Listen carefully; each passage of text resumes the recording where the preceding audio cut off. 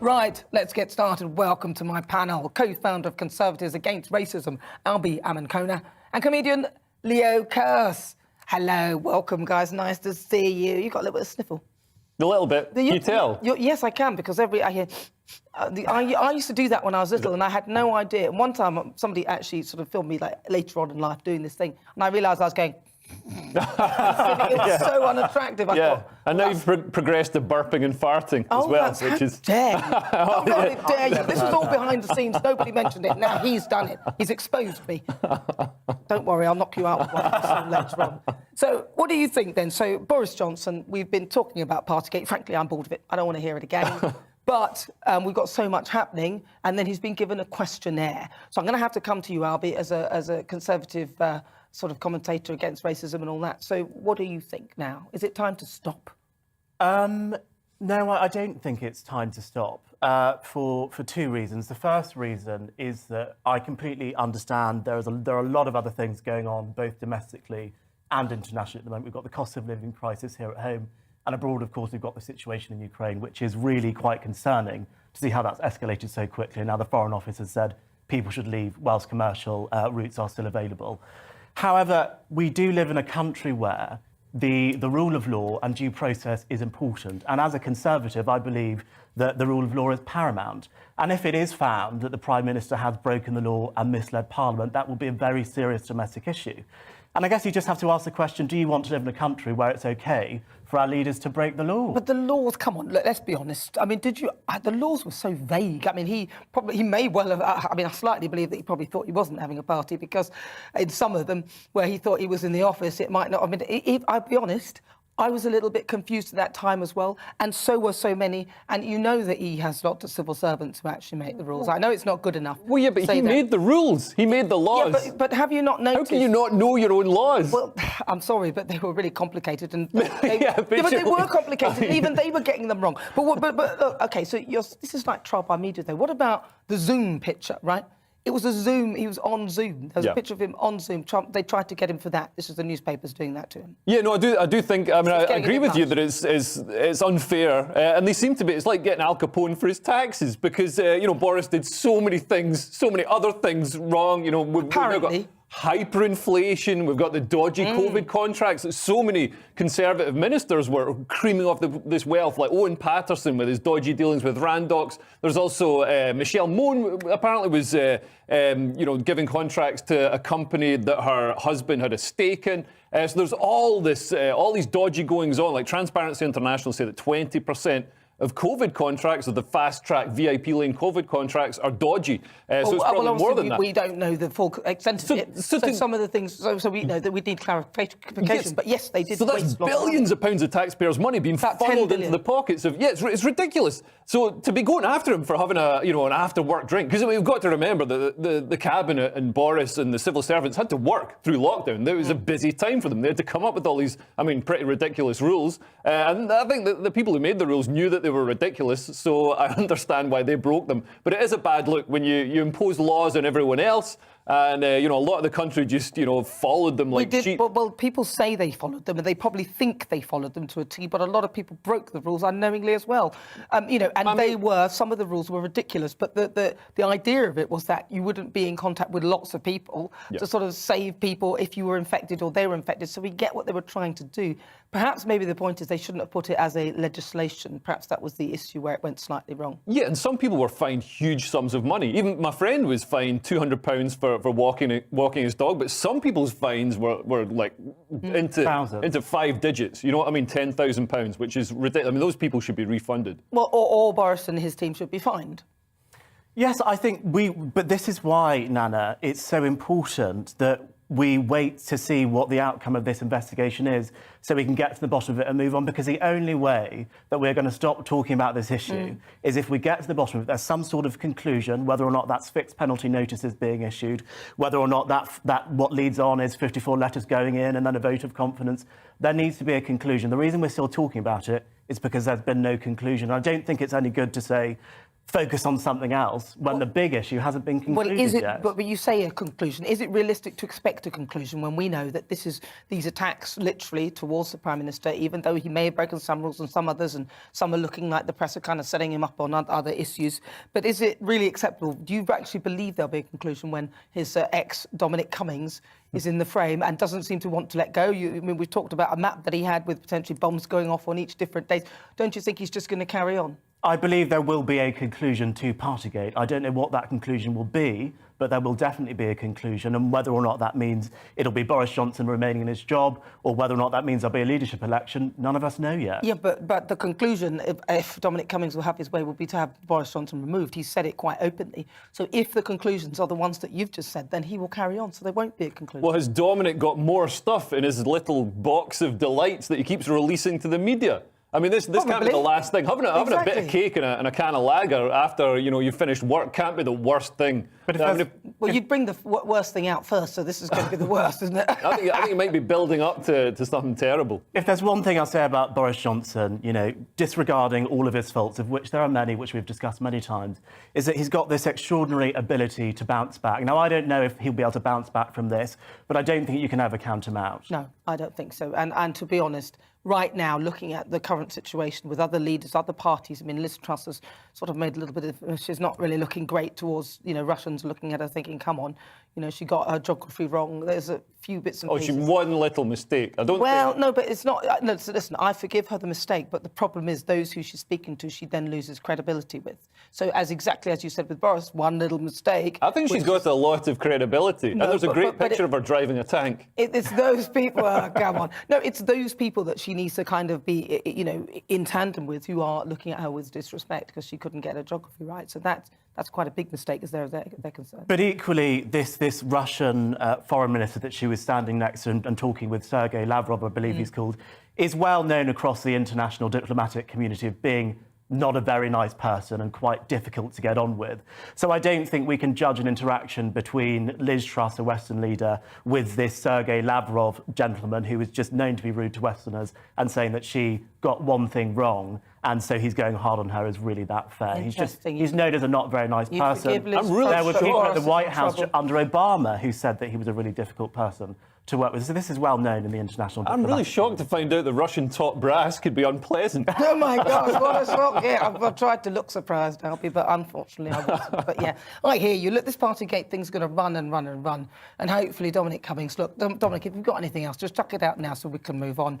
If you've just tuned in, welcome. I'm Nana Akua. This is GB News on TV, online and on digital radio. So back to our great British debate this hour. I'm asking, is NATO fit for purpose?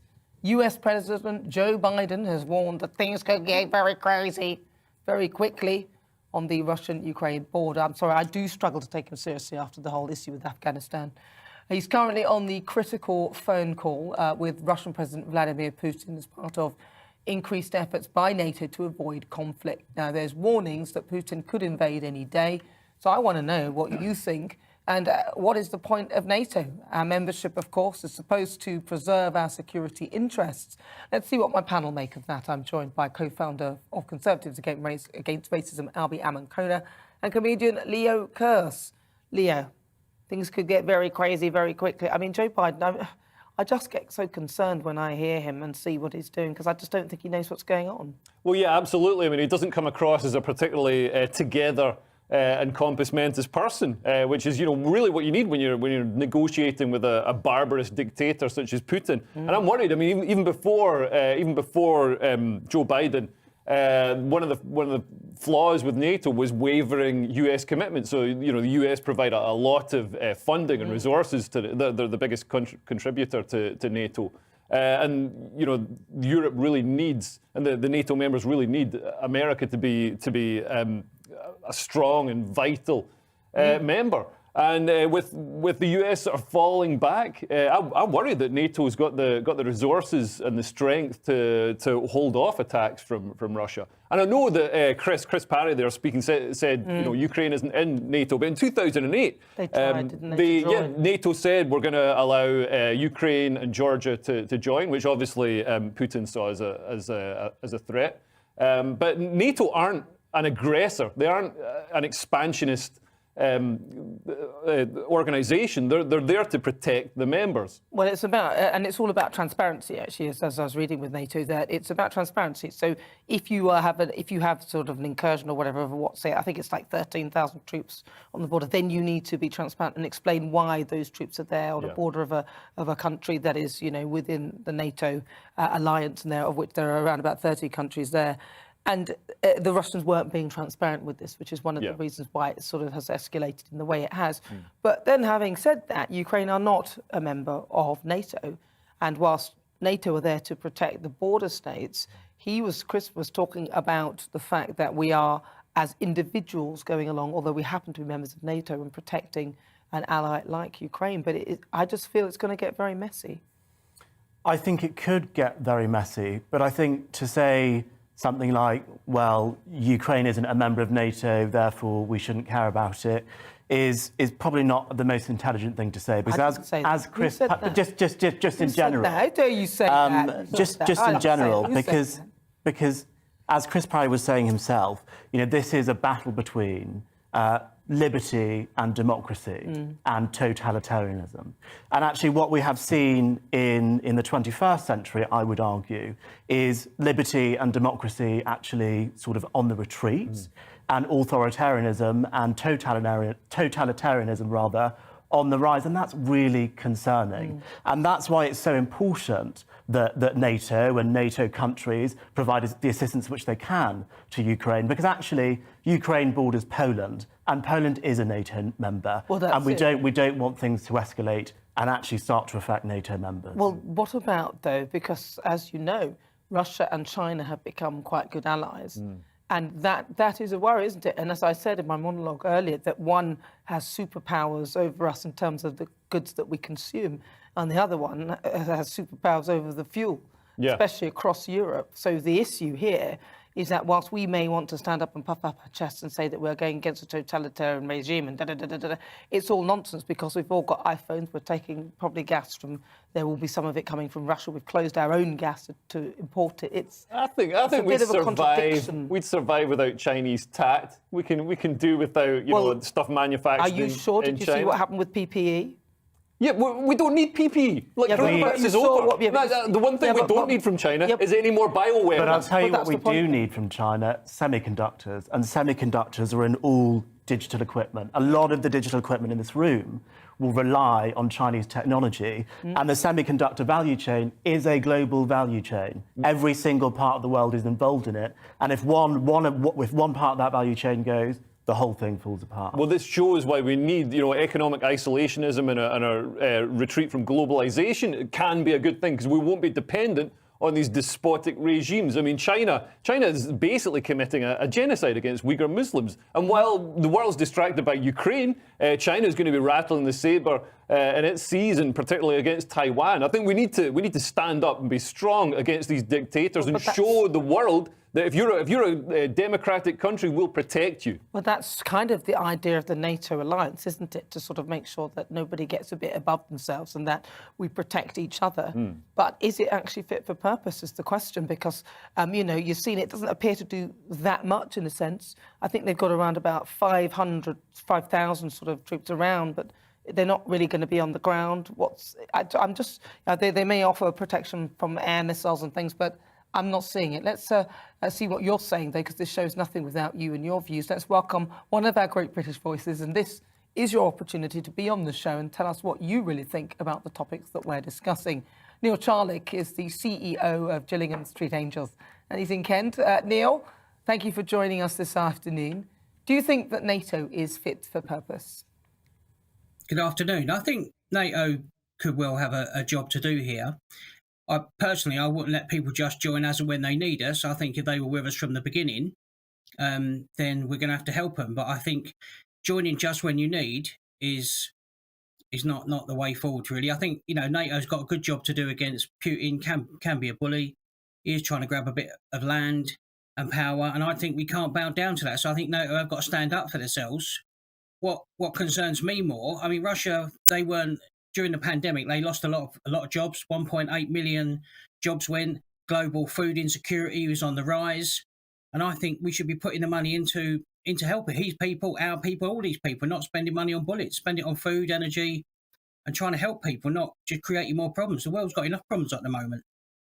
Well, thank you so much for that. It's really good to talk to you. Thank you for your thoughts. That's Neil Charlock. He's there in Kent. Let's get back to the panel and see what they think. That's Neil's thoughts.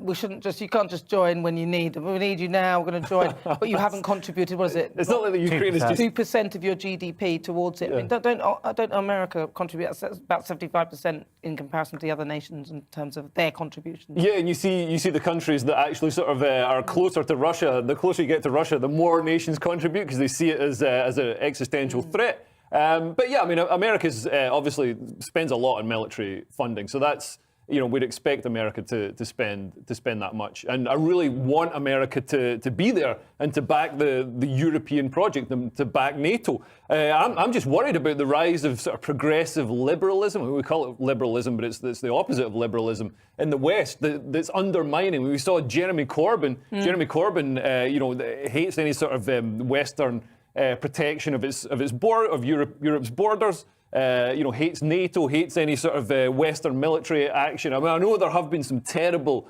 Western military escapades in Iraq and other places, but look at the things that NATO have done. So, in the 90s, they bombed the Serbian forces who were massacring in Bosnia and Kosovo. They helped enforce the arms embargo against Libya in 2011, and also they've led on cyber defence, which is actually a vital That's element. all very well, but some of those members of NATO probably require that Russian pipeline, and they may not want to get involved in this. Yes, that's true, and that is, of course, one of the criticisms that was levelled at Germany, because their response, I think, comparatively to Britain and France, of the three major European powers, Germany's response has probably been the softest, arguably because they are relying on this Nord Stream gas line, which I believe comes from Russia. And just to come back to the whole discussion about contributions to NATO, 2% of GDP, I believe only 10 of the 30 countries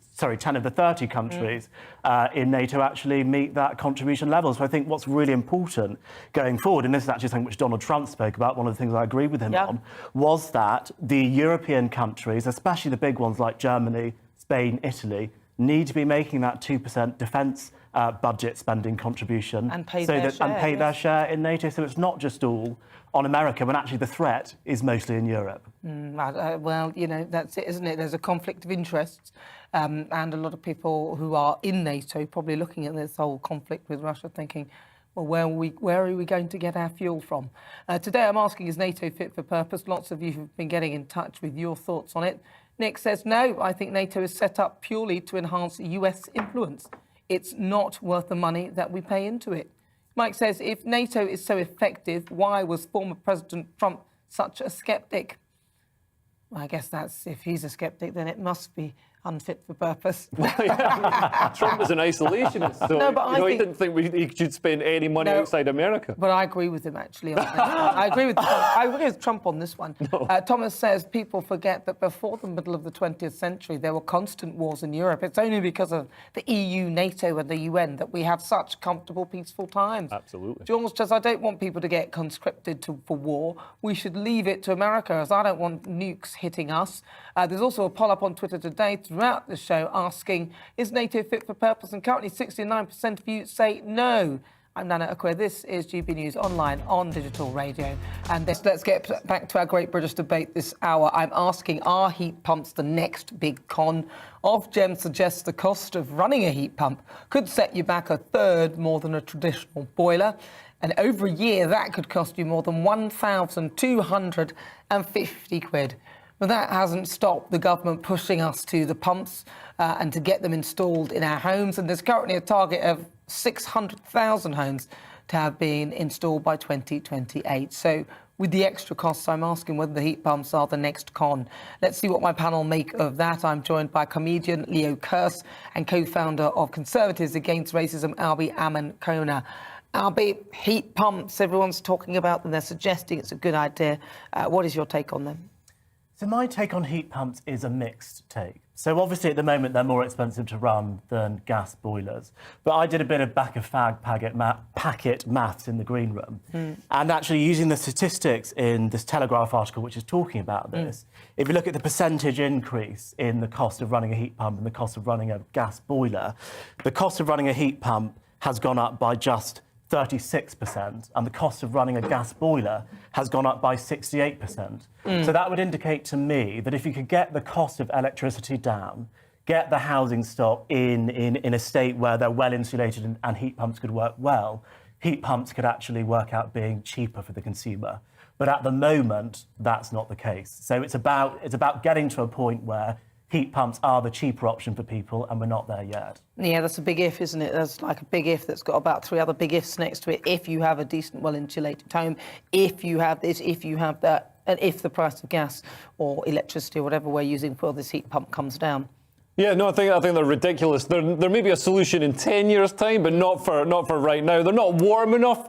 They've called them heat pumps to make people like them, because everybody likes heat and everybody likes a pump. But they're a sort of misnomer, because in the winter when you need them most, that's when they're the least efficient, and then the backup electric heater has to kick in. So why do we even have them? As John said on the call, gas, the price of gas at the moment, even though gas is a sky high price, it's 4 pence. The price of electricity is 16 pence for whatever, a kilogram of electricity or whatever. And it actually costs at the moment, I mean, assuming in the future we're going to have all this clean energy from all these windmills and solar panels that people are going to build, at the moment they use 3 times as much fossil fuel energy to run. So they're not even, they're expensive to install, they're inefficient, they create all this noise, they're big and ugly, and they're not even saving the environment. They don't it's ridiculous. even do what they're supposed to do. They don't even heat up properly, so I don't really get why this is a big push. But surely we do want to get to a point where we are using less fossil fuels, and a key part of that in this country will be the heating of our homes, because 85% of homes in Britain are heated by gas boilers. Surely we want to get to a point where we're using less fossil fuels, we're using maybe more nuclear, maybe more renewables, a mix of energy sources, maybe not no fossil fuels, but certainly less. And I think it's fine for the government to have these big aspirational ideas. 2050 is a long time away. No, I think it's 2022. But Let's I think be a bit more positive. No, I think the issue is that we are only looking at the expense of one thing. So we're saying, to save the environment, as in the fossil fuels that apparently emit too much carbon into the... They do. That's not... Hang on. Let me finish.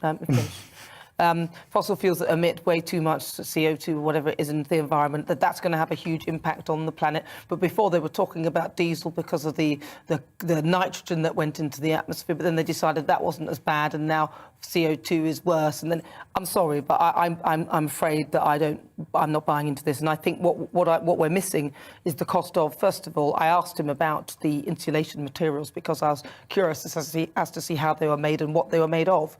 And are they things that, when you manufacture them, what is the process? Solar panels, I mean, apparently there's asbestos and things like that in solar panels these days, and the way they're manufactured isn't that environmentally friendly as well. So, there are certain things that they're saying. I mean, he talked about cotton in this insulation. Do you know how much water you use to make cotton? It's ridiculous. It's actually not very environmentally friendly in that respect. So whilst we think, I'm saving the planet by not emitting too much CO2, the things that you are creating to actually create these things that will then make these things having less impact on the environment are deeply impactful and quite damaging in many ways. But the manufacturing process of a lot of the luxuries that we enjoy is very carbon intensive. Are you saying we shouldn't manufacture anything? Well, no, I'm just saying that you need to factor that in when you're looking at one aspect of it. I'm saying factor it in. Both of you are predicating your arguments on the fact that CO2 emission is bad. I don't think it is. It's not a bad thing. Exactly. Well, we need more. I think we need more CO2. Actually, if you look at on a sort of prehistoric level,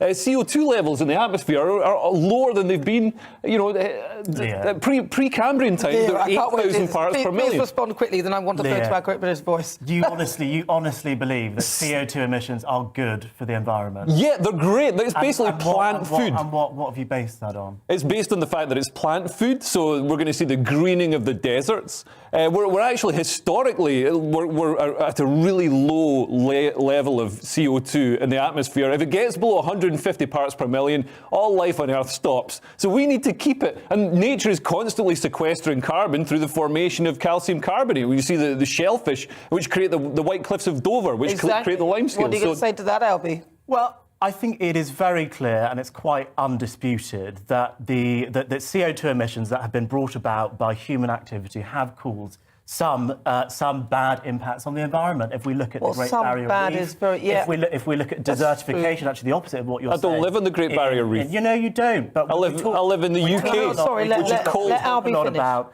We talk a lot about migration and how that's bad and how people are moving around. You know, if all of these parts of the world become uninhabitable because of climate change, we're going to see more mass migration, more people crossing over the channel. It seems to me from the Great Barrier Reef, what, we're going to get dolphins? I think dolphins coming to live in the UK. Let me just get to the very end of that. From the tropics and in the desertified regions of the world, we are seeing desertification happening a lot. We're seeing a reversal of desertification. Well, listen, I'm going to have to desertify this whole conversation right now because I want to... right, so now it's time for our quick fire quiz, the part of the show where we judge the panel on some of this week's other stories. And I've got comedian Leo Kearse and co-founder of Conservatives Against Racism, Albie Amankona, who are both going to buzz in with their answers. OK, so Albie, can you buzz your buzzer? Let's hear it.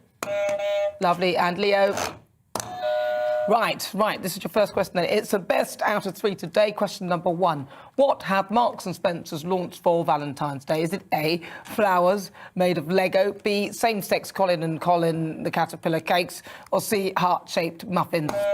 Albie? It must be B. What must be B? What, the Colin the caterpillar same-sex cakes? You're absolutely correct. I mean, I just thought Colin was a caterpillar. I don't really care what he is. He tastes good, he looks good, he's got a little face, that's it. Yeah, but if I had a partner, I'd buy them a Colin and Colin caterpillar. So there's two... Nice. But number one, I don't think caterpillars have a gender. Yeah. And also, I ate one of these cakes, and it wasn't like there was 2 of them. It was just one. So they weren't engaged in any sort of... I know. Same-sex. Well, listen, you didn't get the point. It's just so be quiet. It's another field research, though. It's just interesting agenda for Marks and Spencer's, but because they've introduced that. But it's interesting. I mean, I don't really think people care. They just eat the caterpillar cake. But so what? Right. Question 2. Sticking with the theme of romance, true or false? Hosting someone at your house has been voted the most unacceptable thing to do for a first date. True or false? Oh, I don't know. I think that was... Who was it? Was it Leo? I think it was me. It was Albie. I'm sorry, it was Albie. True. Yeah, it would have to be true, isn't it? I mean, no, it's false, sorry. No, sorry. A YouGov poll found the most unacceptable thing to do for the first date go now? was what? Is it false? Yeah, OK, but what's the most unacceptable thing? The most... Weatherspoons? No, introducing somebody to your family. Right, finally, question 3. Closest guess wins. A couple got on the wrong plane and ended up in the wrong country. How many miles away from their destination were they sent to the nearest 100? Leo? I would say 800. 800. And what about you? 1,500. 1,500. OK, so 800, 1,500. Well, could you imagine... It's Leo! Leo, you're the nearest, finally. Actually, it's 750 miles. A couple who planned to go to Copenhagen in Denmark before Christmas found themselves landing near Paris. And they say they went to the departure gate. Ryanair staff checked their boarding passes and they were directed to the flight. I am shocked that Ryanair had that lapse in judgment. Really? My impression of Ryanair was always that just a well-oiled machine running incredibly, Certainly a cheap machine. Yeah. Well, yes, unfortunately, yes. So they went to the wrong place. But how could you do that on a plane? Have you ever done that? Gone on somewhere and ended up somewhere else? I've forgotten my passport twice, but I've never gone to the wrong place. So you didn't go anywhere that time. What about you, Albie? No, I haven't. But it must be someone else's fault when they send you to the wrong place if it's on your boarding pass. Yeah. There's been a grave Well, mistake could you not read the boarding instructions when you got on there and followed the instructions to get on the right plane? I mean, it seems a bit stupid. Sorry about this couple.